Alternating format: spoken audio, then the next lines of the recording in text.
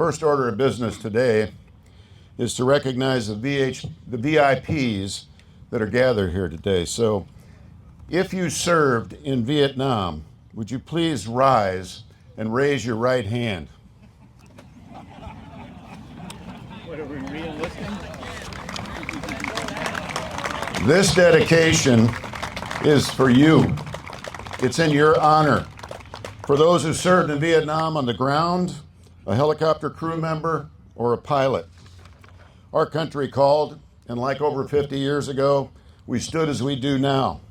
Our country called, and like over 50 years ago, we raised our right hand as we do now. You can put your hand down. Our country called, and like over 50 years ago, we answered when so many did not. Our country called, and we indeed did answer and went in harm's way. Gentlemen, brothers, welcome home. Give yourself a round of applause and shake the man hand next to you, and let me hear you say, welcome home. Right on. You all can sit down now. You know, Fort Rucker, the Vietnam War, and the Vietnam Helicopter Pilots Association and the Crew Members Association are forever linked in history.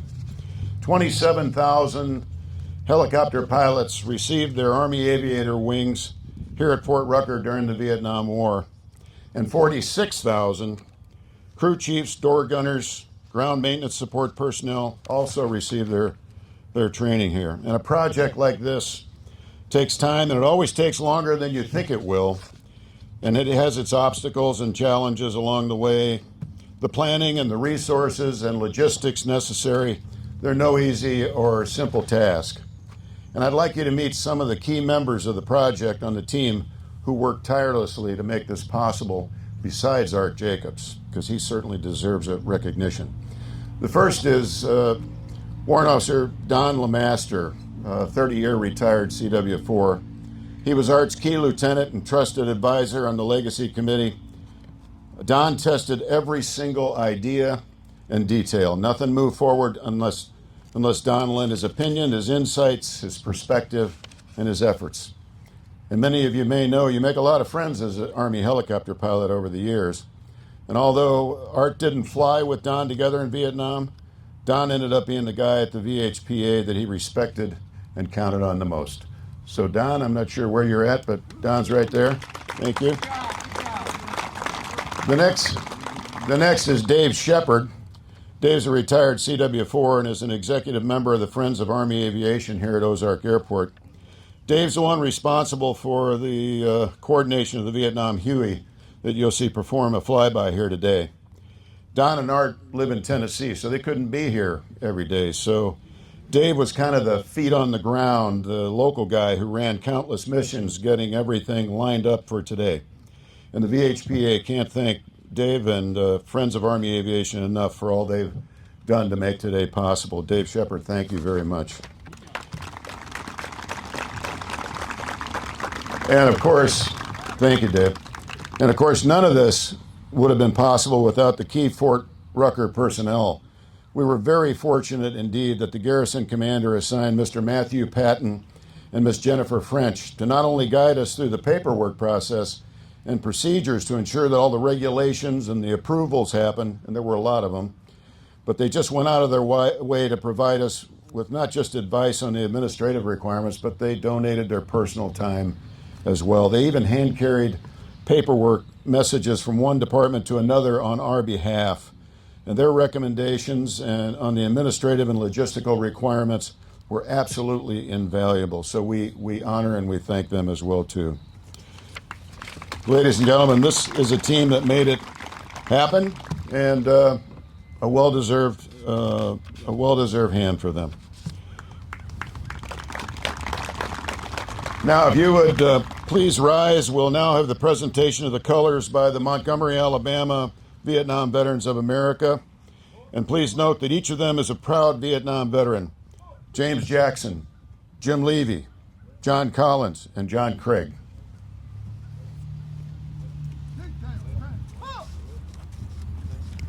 Off time. Halt.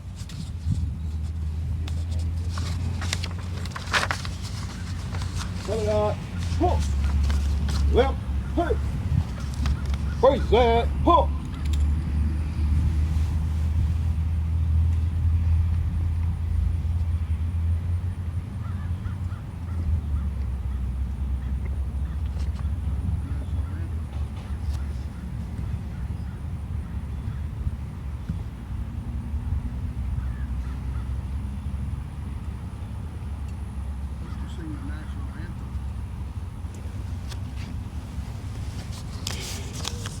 In the schools I attended in my youth and the schools that Art attended in his youth,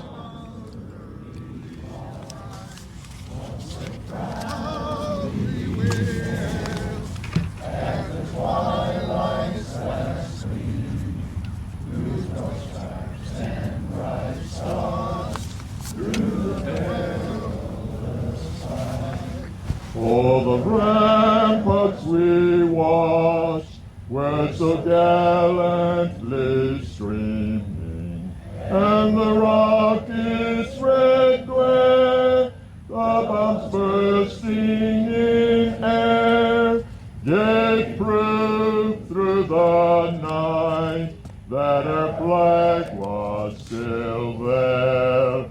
Oh, say does that star-spangled banner yet wave o'er the land of the free and the home of the brave? thank you. That was Jerry Ogles. Hey. Right. Hey. Reverse. Huh. Hold. Color.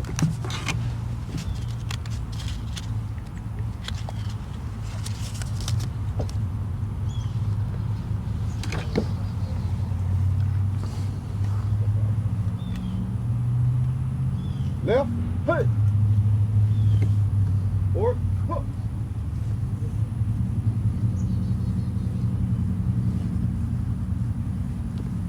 Sorry for my delay there, folks, but thanks for covering for me. As I started to say, in the schools that I attended in my youth and that Art, please continue standing, that Art attended in his youth, there was a ritual every single morning, and sadly that ritual seems to have faded over the years. I wanted to resurrect that ritual with you, so if you'd please join me in reciting the Pledge of Allegiance.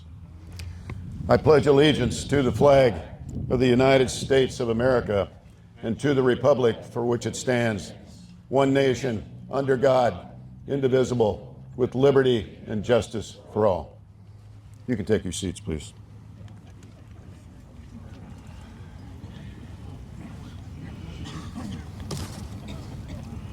I'm now honored to turn the podium over to Brigadier General Ken Cole. Ken is the Deputy Commanding General for the United States Army Aviation Center for Excellence here at Fort Rucker. And Ken is, he's been deployed in combat and other operational missions in CENTCOM, AFRICOM, and EUCOM on 21 total occasions. His military awards and decorations include the Defense Superior Service Medal, Legion of Merit with 2 oak leaf clusters, the Distinguished Flying Cross, the Bronze Star Medal, the Army Commendation Medal, and many others. He's a proud husband of Dyla Cole, and they have 4 children, and it's my honor to introduce Brigadier General Ken Cole. Thank you, sir. Sure.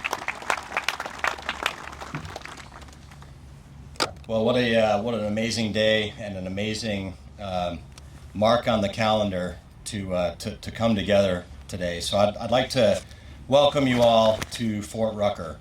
Welcome back. Welcome home. For those of you that are in the audience, I know most of you trace your lineage back here to Fort Rucker, and that's no exception for me. So I was born here at Fort Rucker. My mom is here in the audience. She and my father came here right after Vietnam, where he served as an instructor pilot. I happened, those years must have been going well because I was born here. So, and so this is a special day for us to get to celebrate with you because we trace our lineage here to Fort Rucker and to Army Aviation for really for decades. So thank you all for joining us. So to the Vietnam helicopter pilots, crew members, spouses, families, friends, associates, to our local mayors, civic leaders, veterans organizations, and really everybody that's here. So some of my earliest memories were my dad talking about, of course, his time in Vietnam, but also what the Vietnam Helicopter Pilots Association was doing for the veterans of Vietnam. So I'd like to take a moment just to tell you about that, because the VHPA was the one and only club that I remember my dad, or association I remember my dad really talking about. He had one bumper sticker on one vehicle. I won't get into the Ford versus Chevy thing, but it was his truck, and he had one bumper sticker on it, and that was his VHPA bumper sticker. And so he proudly wore his VHPA swag as well as his bumper sticker on his truck. And it was very important to him, and it has been important to our family. So another Vietnam veteran here in the audience who will be speaking to you, and I'm not the official introducer, but I do want to take a moment to recognize General Brown. So General Brown is a storied, really one of my personal heroes. I grew up in the house that Doug Brown built as an aviator and as a night stalker, and then as a member of the team at the Joint Special Operations Command. And sir, I just want you to know it's an honor for all of us to have you here. We're looking forward to what you have to say. All right. And finally, if you have time after the ceremony, just please let me shake your hand. I'd love to shake all of your hands. Thank you again for joining us today.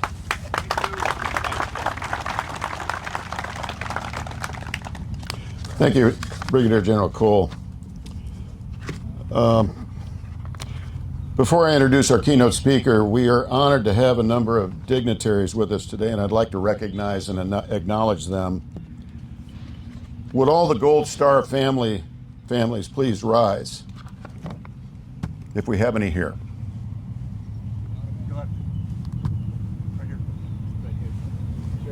Gold Star family member, thank you very much. Only you know the true cost of war. We were there for your loved ones 50 years ago, and we're here for you now, and we honor the great sacrifice that you and your families have endured to protect our freedoms, so thank you. Also with us is retired Lieutenant General Mark Curran, who serves as the chairman of the Army Aviation Museum and Foundation here at Fort Novosel. If you could raise your hand, sir, if you're here somewhere. We also have retired Lieutenant General Dan Petrovsky, a past Army Aviation branch chief here at Fort Rucker. Right there in front, retired General Lou Hennies, who served as the chairman of the Friends of Army Aviation Association here in Ozark, the group responsible for our Vietnam-era aircraft flyby today, if he is here as well, too. Let's go. Thank you, sir. Retired Major General Walt Davis, the immediate past president of Army Aviation Association of America, better known as Quad A, if he is here. Retired Major General Walt Golden, I know he's here, the current president of Quad A, right there. Mr. Bill Harris, the executive director and day-to-day muscle and energy of Quad A. Bill, thank you for everything you do. The VHPA has an incredible and mutually supportive relationship with Quad A, and I want to thank all three of you gentlemen very much. We also have Dr. Steve Maxner from the Vietnam Center for Archives at Texas Tech University with us here today, as well as retired Brigadier General Steve Joyce with us as well, too. Steve, thank you. And honoring Art Jacobs, a good friend of his, a Desert Storm veteran, Mr. Rob Dublin, if Rob is here somewhere. Thank you for coming, Rob. And representing the Vietnam Helicopter Crew Members Association is Mr. Rudy Schicke and Jeff Ryder, both of Sea Troop 16th Cav, the Dark Horse. They are here today with us as well, too. Okay, right up front. You can tell by the Cav hats. Unable to attend, though, is Mr. Joe Klein. He's the artist responsible for the imagery on the monument Joe served as a crew chief in the 101st Airborne in Vietnam. They were called the Kingsmen, and he flew in Lam Sung 719. And lastly is Than and John Boyer. Than's a Vietnamese refugee. She's a Vietnam helicopter pilot's little sister, and she's an associate member and a speaker, and someone that we fought for. So Than, thank you for coming.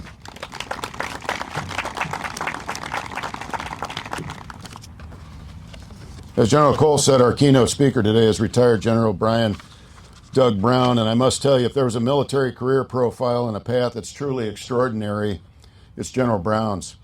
I'm privileged just to share some of his background with you. He was born at Fort Meade, Maryland. He's son of an Army World War II infantryman who also served in Vietnam as a command sergeant major. He was an accomplished high school athlete, recruited for semi-pro baseball team. He joined the Army in 1967 as an E1. In 1970, he applied for artillery officers school, and he graduated as a second lieutenant, served in Korea. In the following year, he came here to Fort Rucker and graduated in flight school, class 71-2.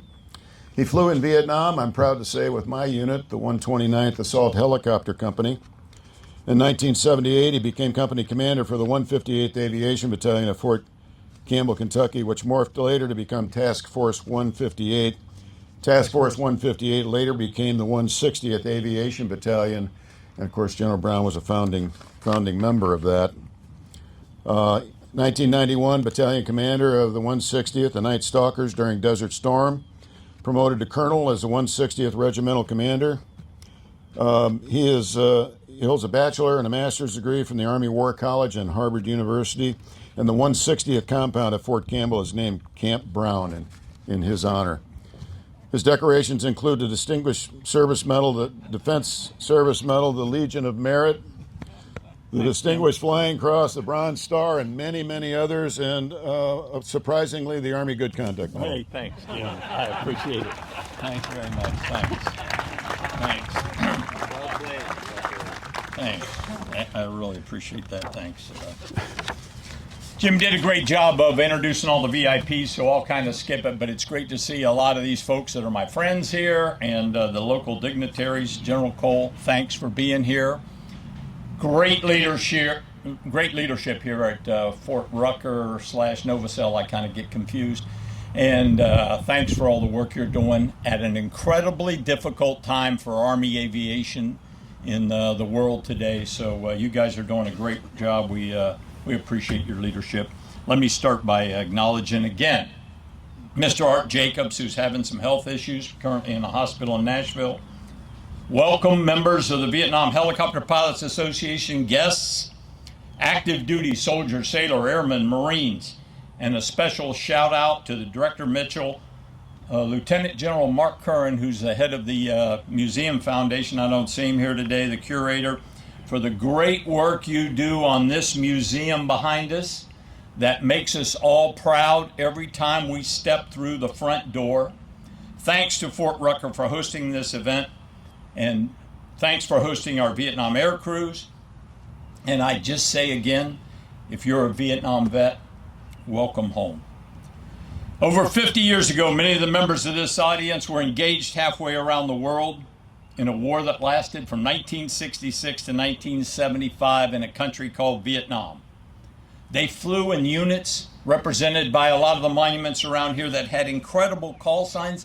And when you hear your unit call signs, or all the unit call signs today, it just makes you swell with pride. Call signs like the Warlords, the Dragoons, Bulldogs, Cobra Guns, the famous Flying Circus, Dark Horse, Mustangs, Thunderbirds, Ghost Riders, Hill Climbers, Pachyderm, Gladiators, Big Windy, Boxcars, Jolly Green, Nomads, Sea Wolves, the Blue Max, the Greyhounds, and maybe the most famous of all, Dust Off. And as you know, there were many, many more with great names and powerful combat lineages and traditions. Not only Army aviation units from all the services, and of course our brothers in Air America. You will be proud to know that many of those call signs and those lineages are today around the world still deployed and have been since September 11th, 2001, when they immediately deployed to insert the now famous horse soldiers of the Green Berets. And on this day, your Army aviation crews are still deployed doing combat operations in the Middle East. They have never not been on the battlefield since 2001. And they would make you extremely proud. They are skilled, dedicated, courageous Americans taking the fight to the enemies of this nation. Now, as you know, there were over 11,000 helicopters that were deployed of about 16 different types. And of course, about half were lost. 5,607 were lost in combat. The centerpiece of this type of warfare, of course, was the symbol of the helicopter war was the UH-1 Huey. The esteemed Huey flew over 9 million hours. Its partner, the AH-1 Cobra, flew over 1 million hours. This was the helicopter war, period. And today, as we see a new way of war taking place with revolutionary changes in tactics employing drones and unmanned systems, remember, it was the helicopter that was a new way of warfare for us in Vietnam. Now soldiers and Marines could be taken directly into the battle. They could go quickly.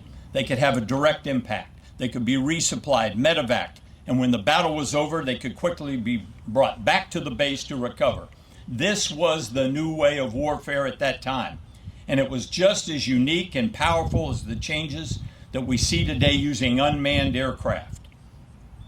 Helicopters were going directly into combat. In fact, it is said that the infantrymen in Vietnam saw more direct combat than in any other war because they were delivered directly to the point of conflict, and you were the guys that did it.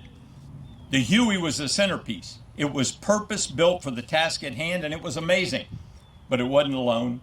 You know the CH-53 Sea Stallions and 46s flown by the Marines, and the HH-53 Jolly Green flown by the U.S. Air Force, and we all love the OH-6 still in use, the Loach still in use today by the Special Operations Forces, the OH-58, the CH-54 Tarhe, which I still can't figure out how that thing flew, an amazing aircraft, and many, many more aircraft, including the OH-23 Raven with its wooden blades that I learned to fly at Fort Walters, Texas. And of course, the U.S. Army CH-47 Chinook, which has found new life and has been the superstar in the mountains of Afghanistan and the Middle East, and especially in our Special Operations Forces. The equipment was remarkable. I love going down to the flight line every day, getting in my Huey, strapping into that web seat, firing it up and hovering out of the revetment, ready for another day that could be 13 hours of resupply to the peaks around our Lane Army helipad, or joining a combat assault, or picking up a VIP. It might even be Miss America. Whatever it was going to be exciting, and it was going to be awesome. But what we all know is that humans are more important than hardware. And it was the people that were the most amazing.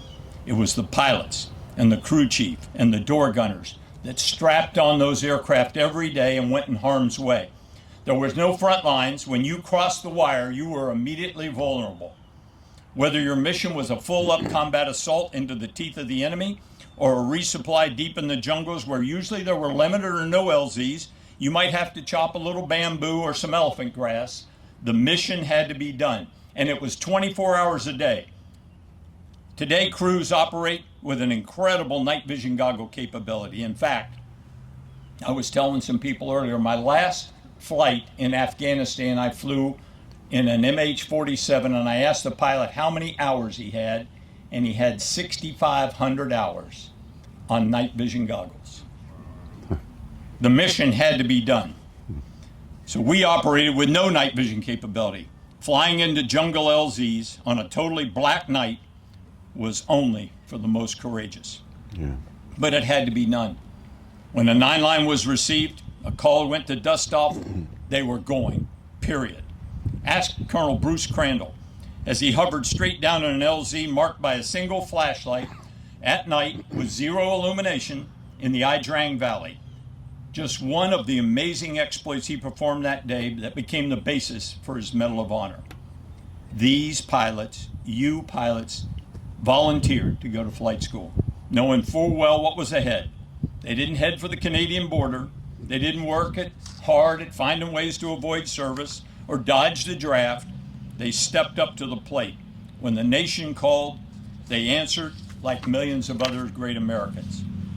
Now, many of the books about the life of the Vietnam air crew being written over the past few years are a story of courageous, brave men that launched every day, not knowing what they were planning to do, but never knowing what they were going to do or what they were about to be asked to do. Chief Warrant Officer Frederick Ferguson, on a normal resupply when he got the call that troops were in trouble and needed urgent medevac, flying through heavy fire and with his aircraft damaged by mortar fire while in the LZ, he rescued 5 soldiers from a downed aircraft. Flying through a barrage of bullets, his Huey was torn apart but made it home. That day he started on a routine resupply and ended up with a Medal of Honor. As you read story after story of the immense courage of the Vietnam helicopter pilot, day after day, valor and audacity was routine. Our teammates in the back kept the door guns. They kept us safe in the LZs. They were priceless.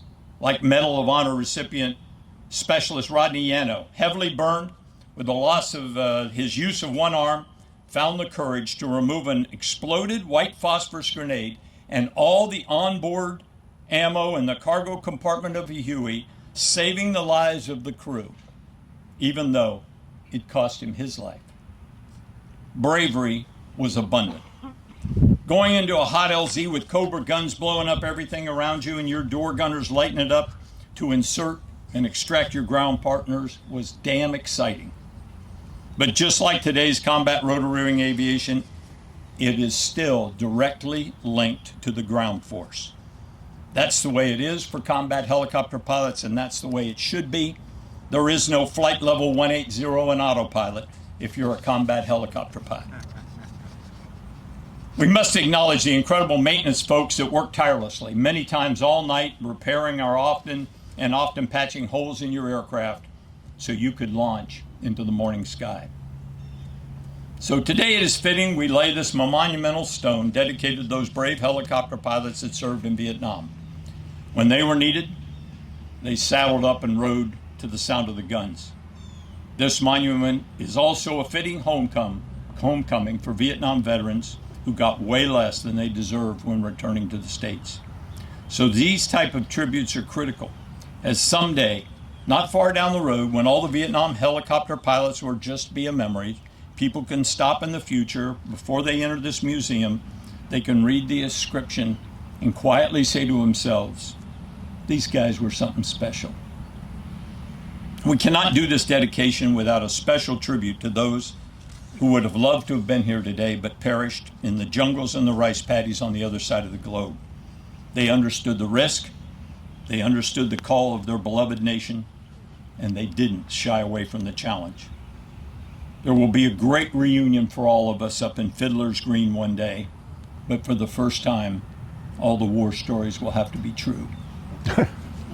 If you are a crew member in Vietnam, you should take great pride in today's aviation force, for they are standing on your shoulders. You were the pioneers. You set the bar at a very high level.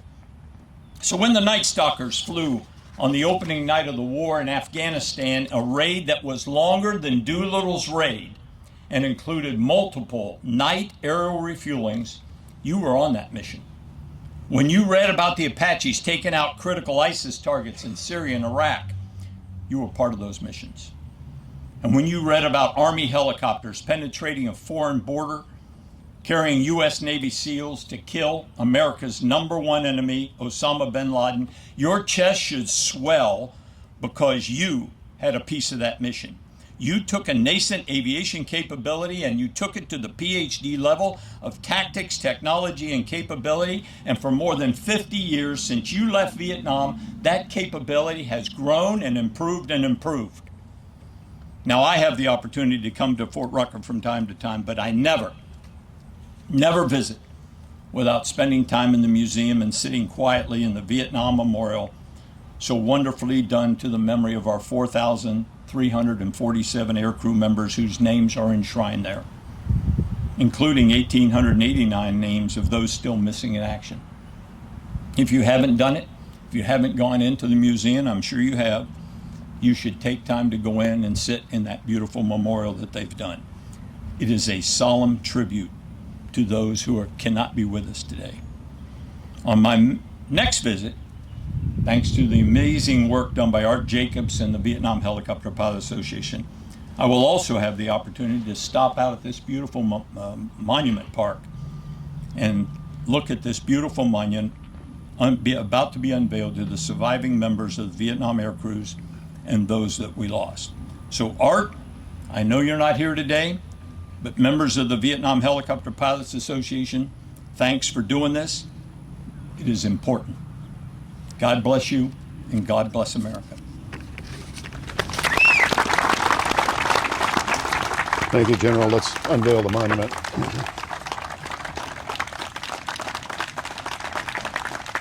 Good job.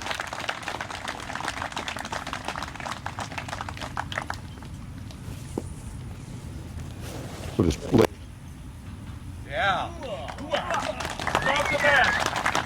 So if you'd like to sit down, I'm going to read it to them.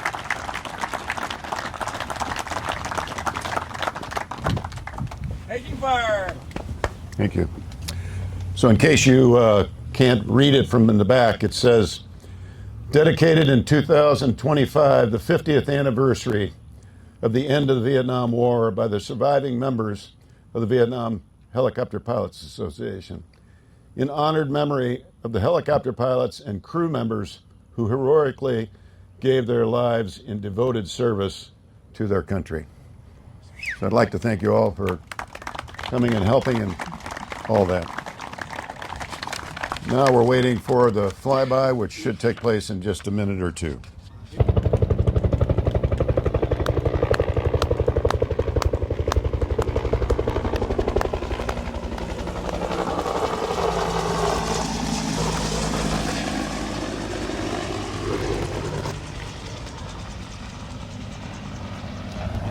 He'll be coming back around.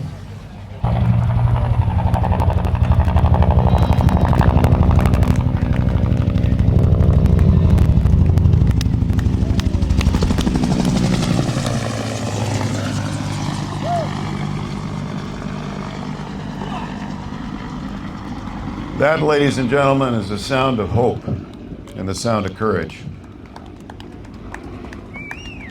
It's now Art intended on doing a memoriam, and I'd like to do that for you. So let me share that with you. In its conclusion, Art added a paraphrase quote from General George Patton. This memoriam and this dedication today will speak to our unique place in history, and it'll speak to how Vietnam transformed us. It'll speak to our memories of that war, some of which we still deal with today. Combat, of course, is the great leveler. It's cruel, it's violent, it's capricious, but it's also where you see incredible acts of courage and kindness. Looking back now, having witnessed the sacrifice of our friends, we're all reduced to humility. But also looking back, all of us are also elevated to an unbreakable bond of brotherhood. And so Art put together a sort of a poem here. I'd like to read it to you. This is our glorious republic. She takes a boy for war, she strips him bare and hollows him and then spits him back a man. From Vietnam, we know each other like no other can, but none return unscathed. We see the scars that others cannot, but fight on we must and will until our dying day still. Battle the jagged shadows and the serpent in the night. Brave must we, because now home, it's not so much what we remember, but what we cannot forget. And we will never forget our friends. The ones we lost still go with us in spirit. We will remember them always. All honor to their names. And to paraphrase General George Patton, not to mourn that these men died, rather we should celebrate that we were fortunate to live amongst such men. And now the rifle salute and taps will take place.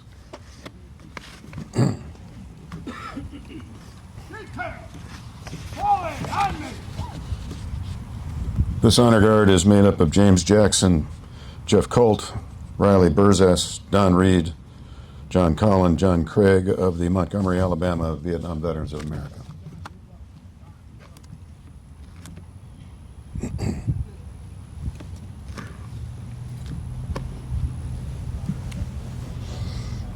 Detail! Hands up! Right, hard! That's right, peace! Ready! Aim! Fire! Aim! Fire! Aim! Fire! Cease fire! That's right, peace! Present arms!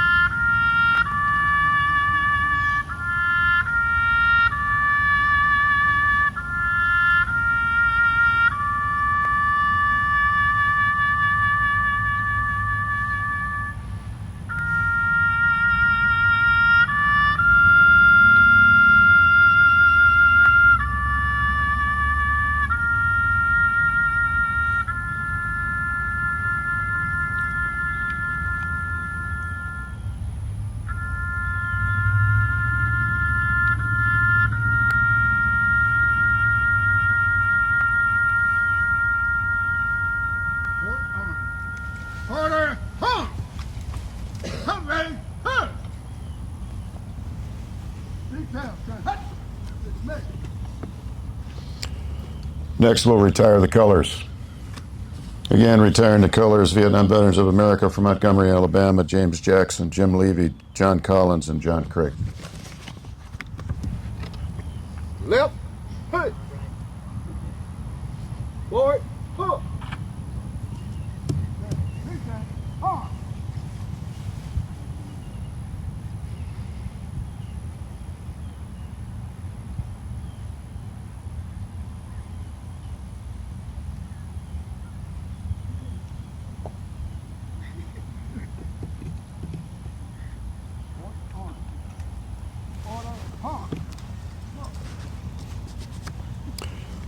To the Vietnam Veterans of America, thank you. And now just a few closing remarks. When we finish in a few moments, if you'd like to take photos by the monument, if you'd please form a line on my left. I'm sure a lot of you would like to do that. And immediately after the photo, kind of move it along so everybody can get their photos as well too. So, my friends, 50 years in the blink of an eye. Gone now are the pale yellow two-story World War II buildings that we lived in, but we're still standing.